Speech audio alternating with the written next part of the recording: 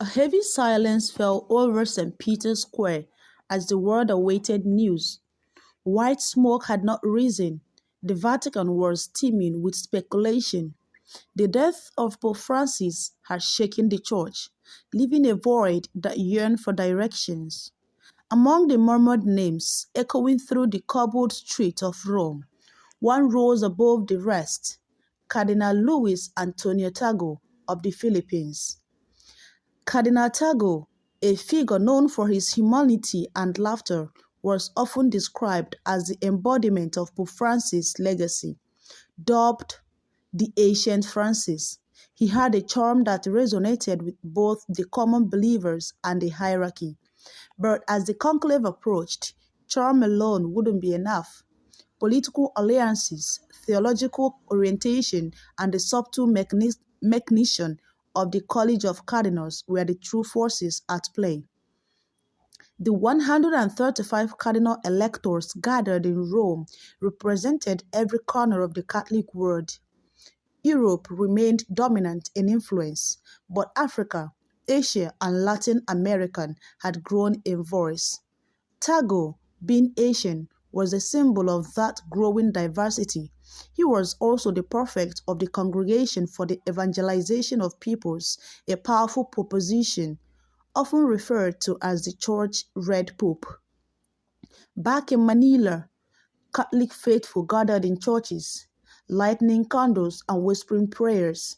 To them, the idea of a Filipino Pope was no longer a distant dream.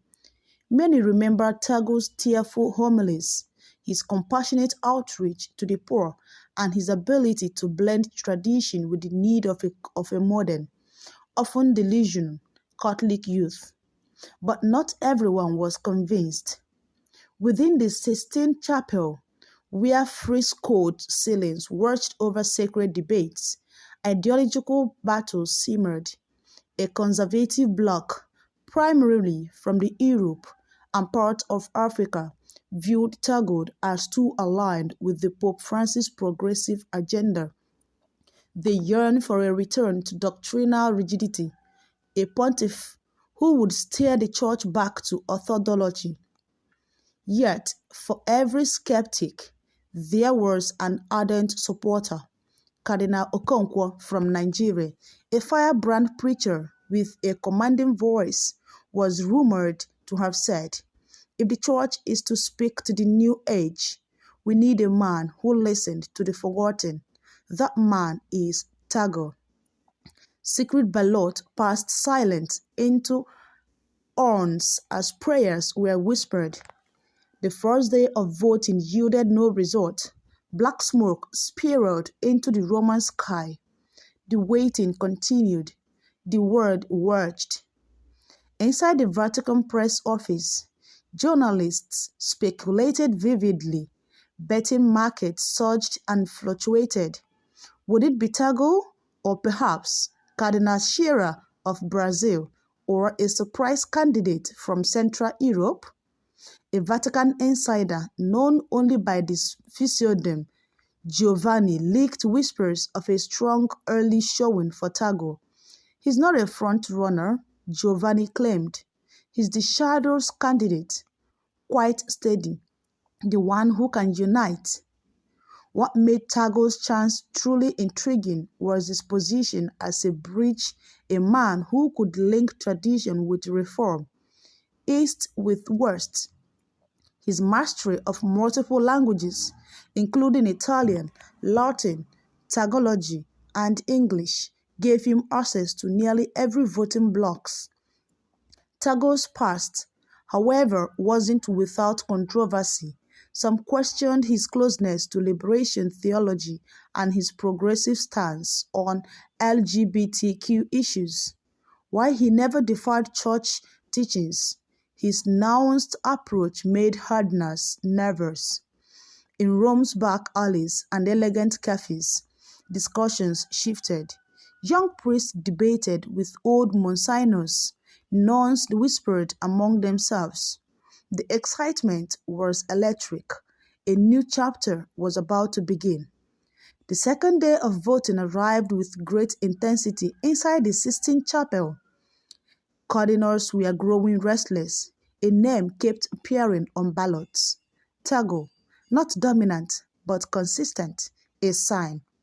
And then it happened. On the fourth vote, according to later disclosure, Cardinal Tagle came with 12 votes of the required two-thirds majority. Panic, or perhaps purpose, gripped the conclave. Alliances began to shift. Old foes found common cause. Deals were whispered in Latins. Cardinal von Hesse, a conservative with a regal air, stood up and addressed the room. "Brethren," he said, "this is not about personal glory or tradition. This is about the future of the Church, and this man," he pointed to Tagle, "has been chosen by Providence." Tears filled Cardinal Tagle's eyes. He had never wanted power, only to serve. The weight of the moment trembled in his hands. The next vote would be decisive. Back in Manila, crowds gathered in Luneta Park. Giant screens showed live coverage. People wept. Children held rosaries. Was this the moment? And then white smoke. The bells of St. Peter's Basilica rang with thunderous clarity. A roar erupted across Rome. The world waited for the name.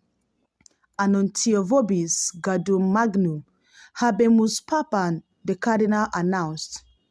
The name spoken next stunned many, but not all. Eminitism, Acrevescendosum, Dominion, Dominion Ludovicum, Antonium Tagle. Cheers rang across Asia, across poor villages, and the crowded city.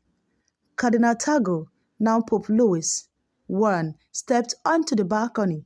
His face was calm, his voice trembling. "Dear brothers and sisters," he said in Italian, "I am a son of your church, and today I stand with you, not above you." His papacy would not be an easy one. Even before the incense cleared, internal critics prepared their responses. But Louis I had already begun reshaping narratives.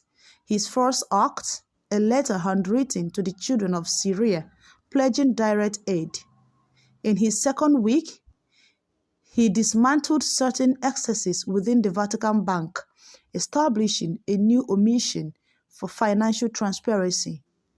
Reformists hailed him. Traditionalists grumbled, but the world noticed. He refused the apostolic palace, choosing instead a modest apartment. He washed the feet of migrant workers on Holy Thursday. He began holding open synod with women theologians, present not as observers, but as participants. In Africa, in Latin America, in refuge camps in Lebanon, hope returned. A brown-skinned pope who spoke like them, who wept like them, who laughed like them. But a storm brewed in the background. A faction of ultra-conservative cardinals, calling themselves custod fidel, began issuing statements. They accused Pope Louis I of diluting doctrine, of risking schism. His smiles on one cardinal wrote anonymously, "But behind his eyes is revolution." Tagle didn't respond publicly, but in private, he met with his critics, listened careful, and continued unchanged. A year into his papacy, Louis I traveled to China, a first in papal history. He met with underground bishops and government officials alike. His courage was tested when he was temporarily detained, his messages censored. The world railed. Protestants, Muslims, atheists, even world leaders demanded his release. He returned to Rome as a symbol. By then, the skepticism was fading. Even conservative media began to soften. Young Catholics returned to churches in record numbers. Vocation rose. Donation to charitable causes surged.